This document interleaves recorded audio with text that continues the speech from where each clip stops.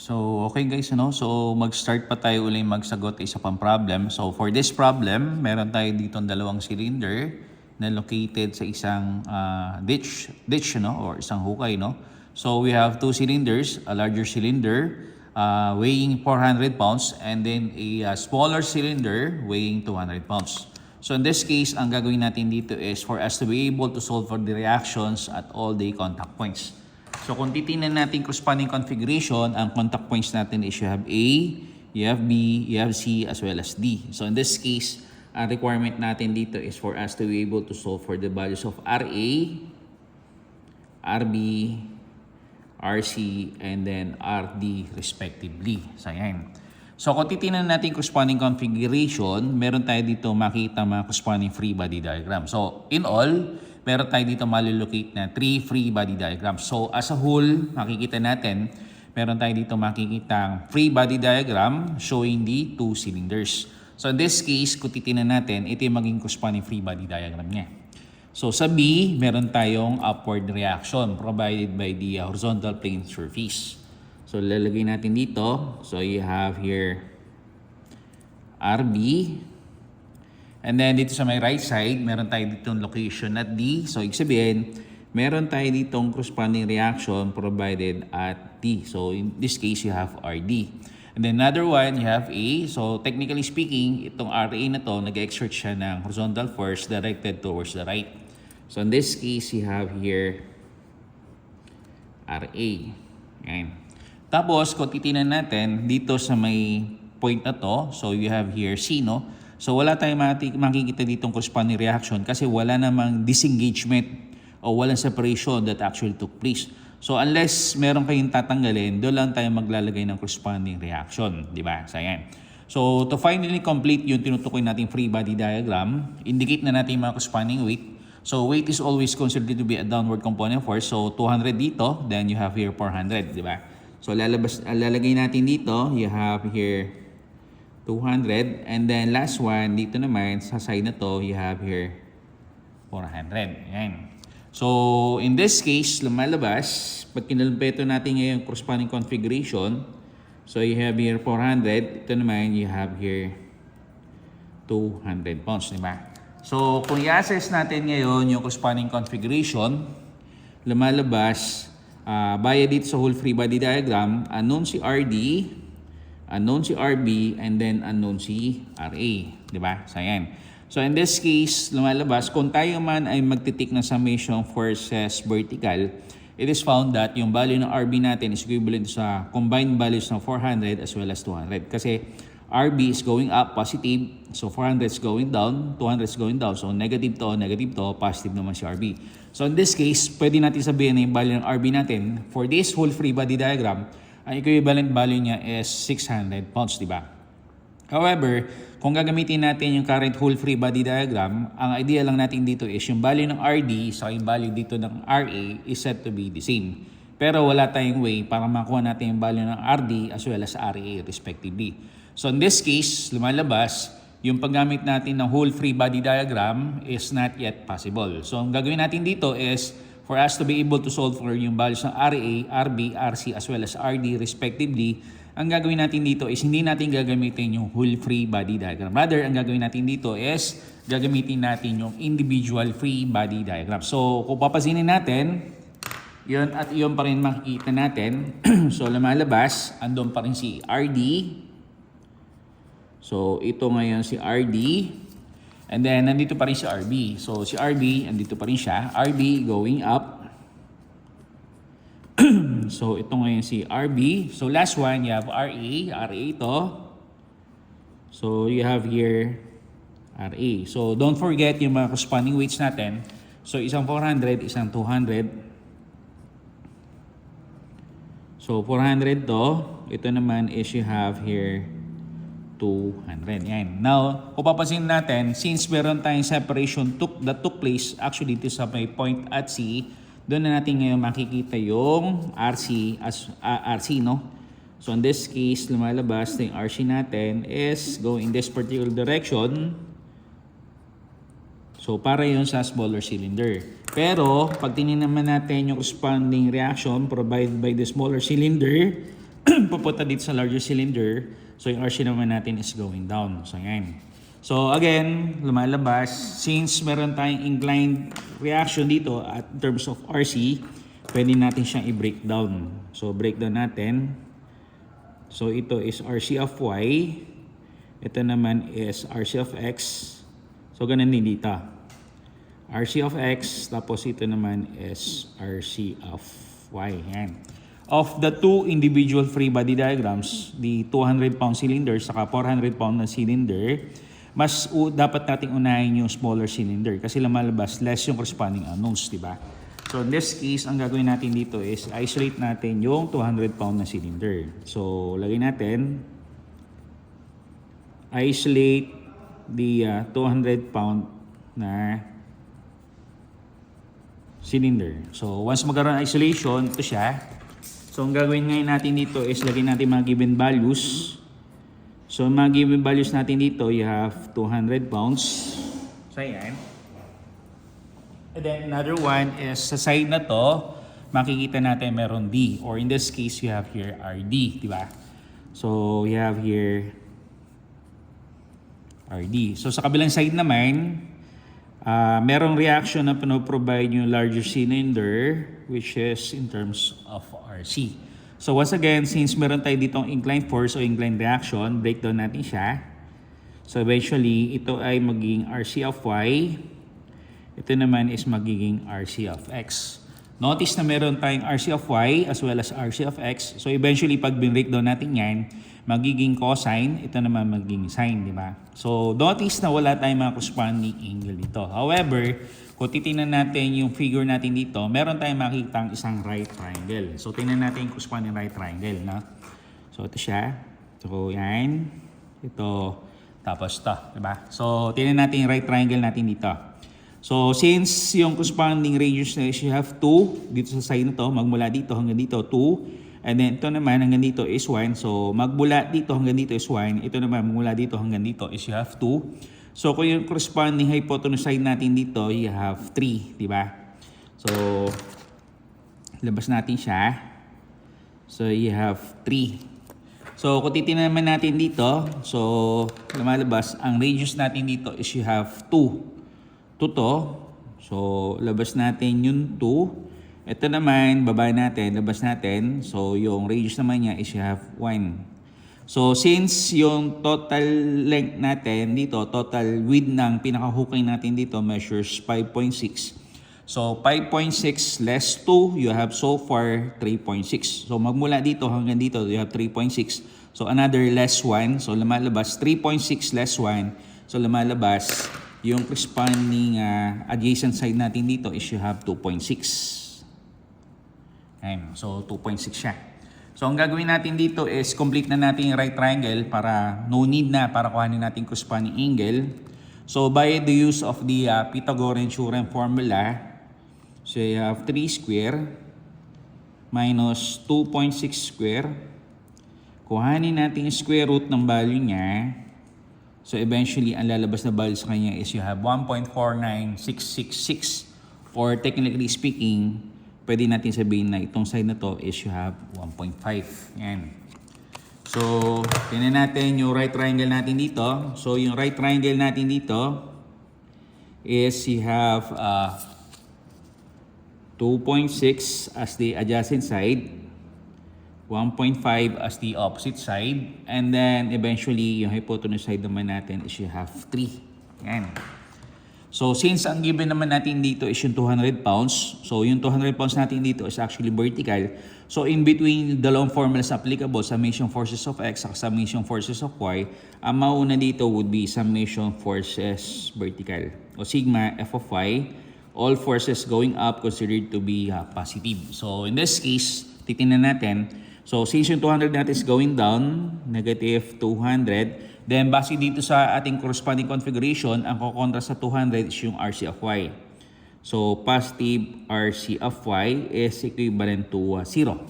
So, ayan. So, simplify natin equation. In this case, you have 200 is equivalent to RC of Y. So, eventually, yung RC of Y, ang katumbas niya is you have RC sine ng angle which is theta of X. And then, kung nare-recall yung formula na SOHCAHTOA o SOHCA, so pag sinabi natin sign ng angle, so you have here pag sinabi natin sign ng angle, in this case theta of x, equivalent value is opposite all over hypotenuse. So meaning to say, there's no need para hanapin natin corresponding angle kasi yung sign ng angle which is theta of x, katumbas niya is yung ratio between opposite side all over hypotenuse side. So, ito yung tinutukoy nating adjacent side, ito yung tinutukoy nating opposite side, ito yung tinutukoy nating hypotenuse side. So, you have here what? 200 is equivalent to RC. So, opposite side natin is you have 1.5. All over hypotenuse side, you have here 3. So, in this case, RC therefore is equivalent to, pindutin natin yung corresponding value. So, you have 200 multiplied by 3 divided by 1.5. So, ang value ng RC natin is you have 400. So, ang value natin ng RC, you have 400 pounds. So, next step natin dito, meron na tayo ngayong RC. So, okay na si RC. So, next step natin dito is pwede na natin ngayong kuhanin si RD. So, kung titignan natin, si RD is actually horizontal, di ba? So, in this case, ang gagawin natin dito is for us to be able to try to take summation of forces horizontal. All forces going to the right are considered to be positive. So, in this case, lumalabas positive si RC of x and then negative naman si RD. So, since wala na, is equivalent to 0. So, ayan, di ba? So, lumalabas sa equation natin, you have RC of x is equivalent to RD. So, in this case, breakdown natin. So, you have RC cosine ng theta of x is equivalent to RD. So, ang RC natin, you have 400. So, 400. And then, kung titingnan natin, cosine ng angle, di ba? So, wala naman tayo ditong angle, pero so, kung nare-recall niyo yung formula, which is SOHCAHTOA, so ka tayo. So, pag sinabi natin cosine ng angle, which is theta of x, is equivalent to the ratio between adjacent side all over hypotenuse side. So, ang adjacent side naman natin dito is you have 2.6. So, yung cosine ng angle is 2.6 all over 3 is equivalent to RD. Yan. So, computin na natin yung value ng RD. So, you have 400 multiplied by 2.6 divided by 3. So, ang value niya is you have 346.67. So, RD natin is you have 346.67 pounds. And so far, meron na tayong RC. And then, so far, meron na tayong RD. Yan. So, next step natin dito is na-consume na natin o na-fully used na natin itong isolation natin o yung free body diagram natin involving the 200 pound na cylinder. So, ang gagawin natin dito is to isolate the other cylinder which is the 400 cylinder. So, lagay natin, isolate the 400 pound cylinder. Isolate 400 pound na cylinder. Yan. So, pag in-isolate natin ngayon siya, makikita natin itong ganitong corresponding configuration. Yan. So, ito yung larger cylinder natin kung saan ang corresponding weight niya is meron siyang 400 pounds, di ba? And then, kung papansinin natin sa side na to, meron tayong RA. And then dito sa may pinaka-bottommost portion natin, lumalabas meron tayong RB. And then notice na sa point na to, meron silang isang common side o common point which is point C. So ang point lang naman natin dito is meron tayong makikitang corresponding reaction dito at point C which is labeled as RC. So sabihin, the same magnitude which is at 400 pounds pero yung corresponding direction niya is actually reverse kumpara do sa original location niya. So dito sa smaller cylinder natin, ang RC natin is going up. So in this case, dito sa ating larger cylinder, andon pa rin si RC pero instead na going up, ang RC naman natin is going down. So next step natin dito is, since meron tayo ditong inclined force via RC, ang gagawin natin is be-breakdown natin siya.